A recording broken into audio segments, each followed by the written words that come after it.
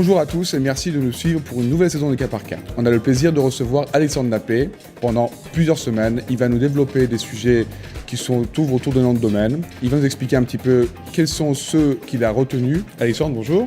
Bonjour Sam.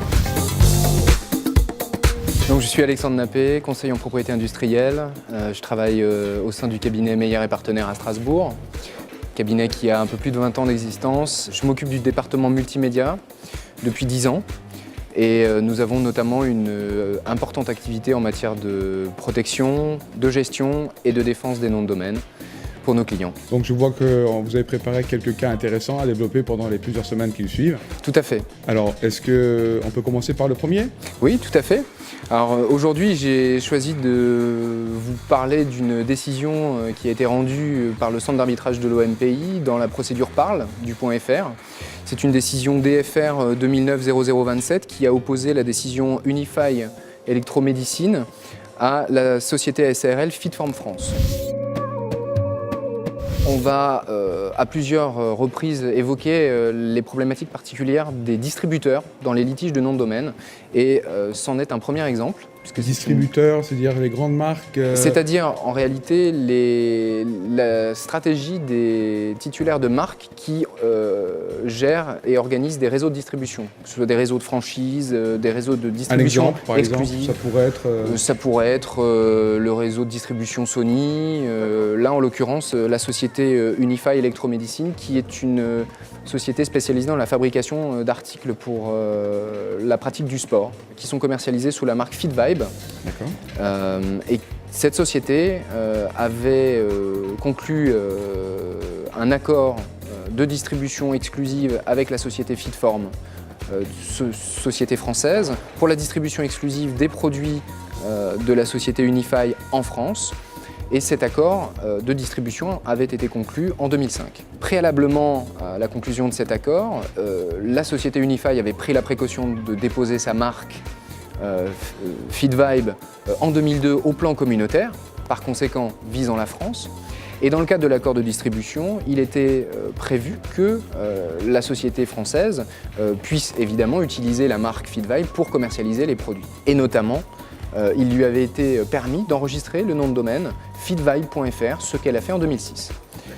Elle a donc créé un site internet et elle s'est mise à commercialiser les produits en France sous ce nom de domaine fitvibe.fr. Tout s'est très bien passé pendant quelques années jusqu'à ce qu'en 2009, le distributeur exclusif français, donc la société Fitform, reçoive une lettre de résiliation de son contrat de distribution par le titulaire de la marque, et donc cette société Unify GmbH, qui est une société allemande. Quelques mois plus tard, disons début de l'été ou courant d'été 2009, la société allemande a introduit une procédure Parle devant le centre d'arbitrage de l'OMPI à l'encontre de son ancien distributeur pour réclamer la restitution, donc le transfert de propriété du nom de domaine fitvibe.fr à son profit. Et l'expert désigné dans ce dossier s'est rendu compte que, effectivement, à la date de l'engagement de cette procédure, le nom de domaine était toujours exploité par la société distributrice et qui continuait de vendre des produits à partir d'un site internet accessible sous ce nom de domaine. L'expert examine les différentes pièces qui lui sont transmises.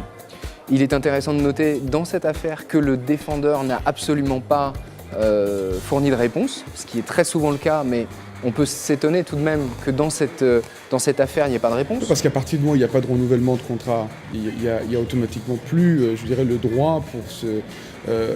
Alors, ça peut effectivement être le cas, c'est-à-dire que la rupture du contrat de distribution met un terme à l'ensemble des droits et obligations des parties, mais en l'espèce, il est également possible d'avoir une lecture un tout petit peu différente de la situation et c'est ce que l'expert s'est attaché à démontrer. Donc il s'est contenté d'examiner les pièces du demandeur qui disait que le contrat avait été rompu par cette lettre de résiliation du mois de mars 2009, mais que le distributeur continuait d'exploiter ce site internet et continuait de vendre des produits identiques à ces fameux produits FitVibe.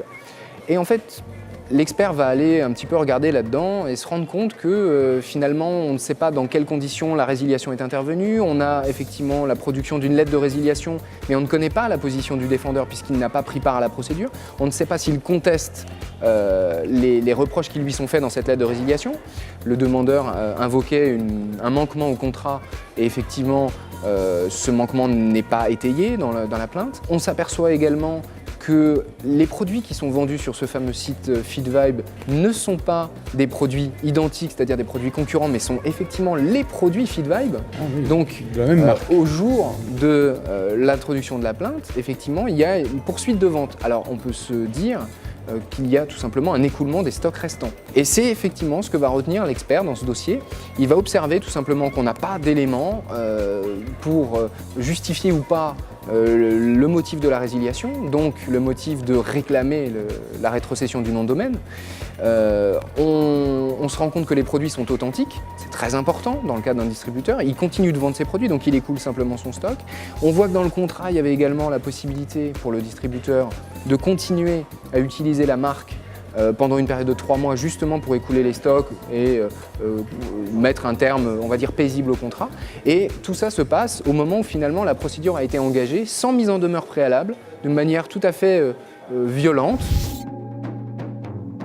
Finalement, l'expert va prendre une décision qui va être de rejeter la plainte. C'est pas innocent dans la mesure où le déposant de cette plainte était vraiment le titulaire des droits sur la marque.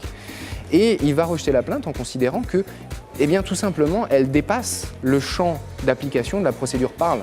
Elle va bien au-delà puisqu'il s'agit d'un litige contractuel entre deux parties. Et même si on n'a pas eu de défense dans ce dossier de la part du distributeur, eh bien, il est tout à fait possible d'obtenir néanmoins le rejet de la procédure engagée par la société Unify.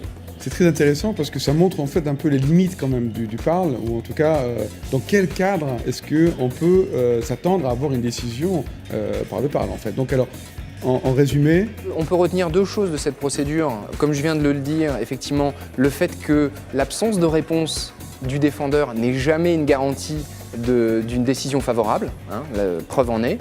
Et d'autre part, cette affaire, elle pose la question des contrats de distribution, de l'organisation par les titulaires de marque de leur réseau de distribution et des autorisations qu'ils peuvent donner à leurs distributeurs d'utiliser la marque dans des noms de domaine, le sort de ces noms de domaine à la fin du contrat, de leur exploitation sur Internet, à encadrer. Donc on y reviendra peut-être lors d'une prochaine rencontre, mais c'est un point très important dans la stratégie des titulaires de marque aujourd'hui. Je dirais enfin l'observation selon laquelle la procédure d'arbitrage, que ce soit la Parle ou que ce soit l'UDRP, ce sont des procédures qui s'apparentent un peu à du référé, c'est-à-dire on juge l'évidence, c'est-à-dire l'atteinte grossière à la marque, l'atteinte manifeste. Et dès lors qu'on est dans un litige où il y a d'autres éléments, des éléments contractuels, des éléments qui relèvent plus de la responsabilité contractuelle du judiciaire, on est plus encouragé, en tout cas nous on encouragerait, à inviter les titulaires de marque à se tourner vers d'autres